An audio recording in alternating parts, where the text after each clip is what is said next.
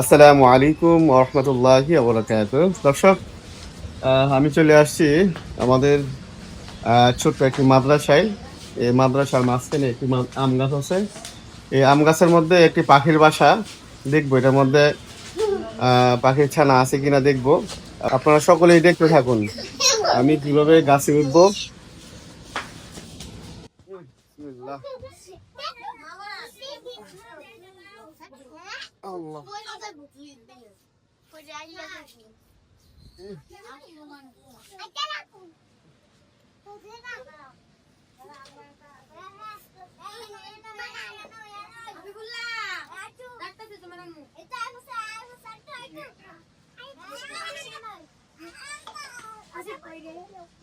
আলহামদুলিল্লাহ, আলহামদুলিল্লাহ, আলহামদুলিল্লাহ।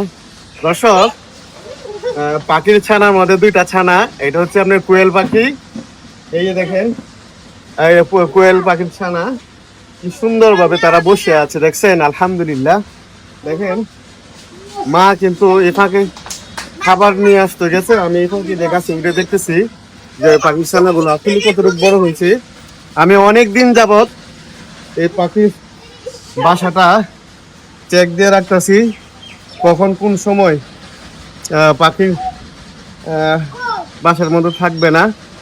হ্যাঁ, যখন না থাকবে তখন এখানে এসে পাখির ছানাগুলো দেখবো। হ্যাঁ, এই দেখেন, আপনাদেরকে ভালোভাবে দেখাই।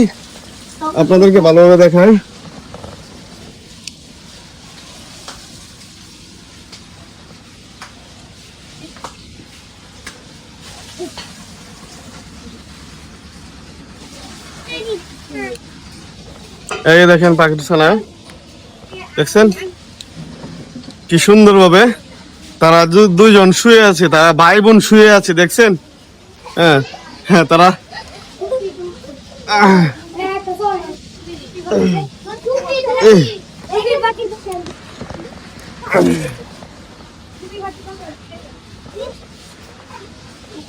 ওর গাছে উঠতে খুবই কষ্ট হইতেছে।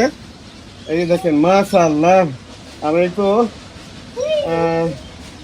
মাশাআল্লাহ, মাশাআল্লাহ। এই যে দেখেন দর্শক, এই যে দেখেন দুইটি ছানা, দুইটি পাখির ছানা।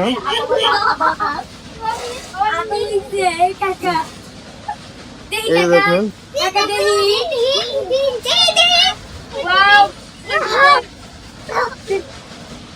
এই দেখেন দর্শক, দুইটি পাখির ছানা।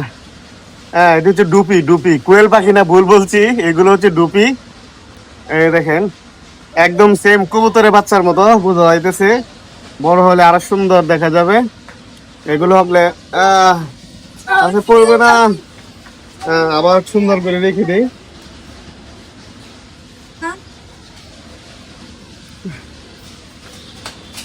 দর্শক, আপনারাই বলুন এগুলো কি করতে পারি এখন বাসায় নিয়ে। আমার মানে ডুপির ছানা পালার খুবই ইচ্ছা, খুবই শখ। সেই জন্য অনেকদিন যাবৎ, আজকে 15 দিন যাবৎ আমি এগুলোরে খেয়াল করে রাখতেছি। আপনারা বলেন এগুলো কি বাসায় নিয়ে যাব না মার কাছেই থাকবে? আপনারা অবশ্যই কমেন্ট বক্সে জানিয়ে যাবেন, ঠিক আছে?